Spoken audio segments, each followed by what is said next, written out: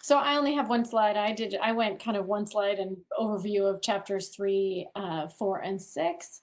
And really, Amanda did an amazing job in her introduction to the part 2, right, of dividing them in the individual learner related, the institutional context, and the intentional interventions for this whole entire section. And actually, chapters 3, 4, and 6 actually are in those different categories.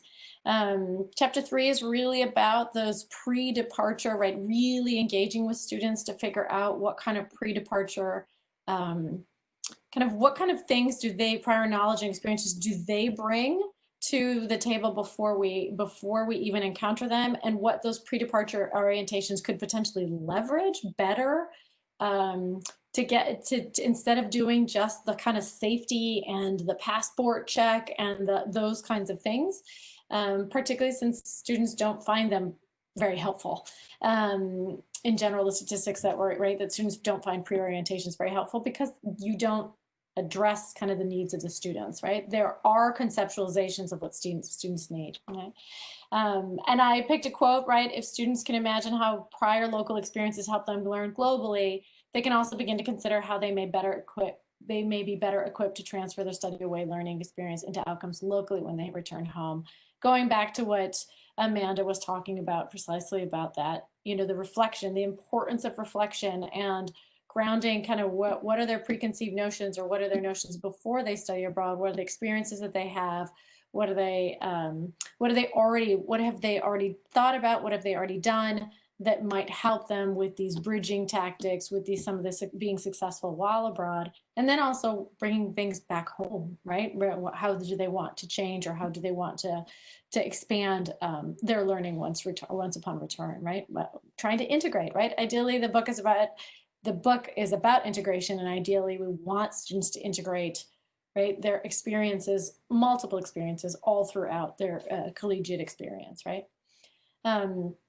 Chapter 4 was really about these institutional contexts, right? And so it was really about the structures and the processes in universities that set them up, right, that impact choice patterns, or why do students study abroad, why do they not study abroad, those sorts of things.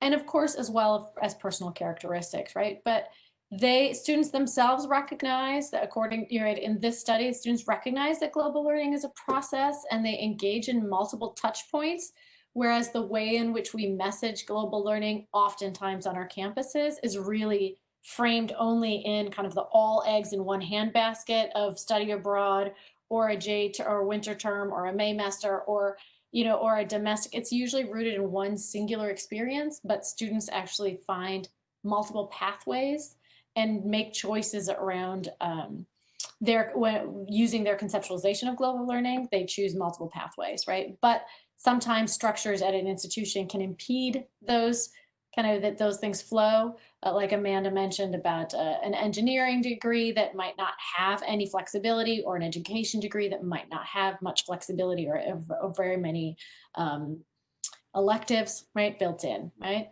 And so really this chapter is asking us to really look closely at structures that facilitate or not, right, or impede students to take advantage of multiple global learning experiences that they can over their college career. And then the last one is really chapter 6 is it's a specific case in which they do intercultural interventions, and they do them very intentionally. They studied very different institutions, a community college all the way, right, to 4-year, and I think there was also, I'd have to double check, sorry, but the master's degree program, and they had very different pre-departure orientations. Some were virtual, some were in person, some had 1 hour and that was all they had, and some had multiple, but then they really paired them with purposeful reflections, and they all use the same reflections in all of their away experiences. And just how much that can impact, right? The importance of intentional reflection for the students' learning, and also to document it as a really rich way of doing scholarship of teaching and learning, to be able to document students' learning, particularly because this study compared the IDI, so the kind of a valid and reliable metric, with their reflections, to be able to give nuance, right? In many ways, the IDI can't reflect all of the learning that the reflections can sometimes very richly encapsulate and present. So we have all sorts of, right? We have kind of in chapters in this part 2, we have these kind of categories, whether it's individual, institution, or interventions. And then the rest of the chapters deal with lots of different examples, but these three provide a good kind of a snapshot of those 3 types.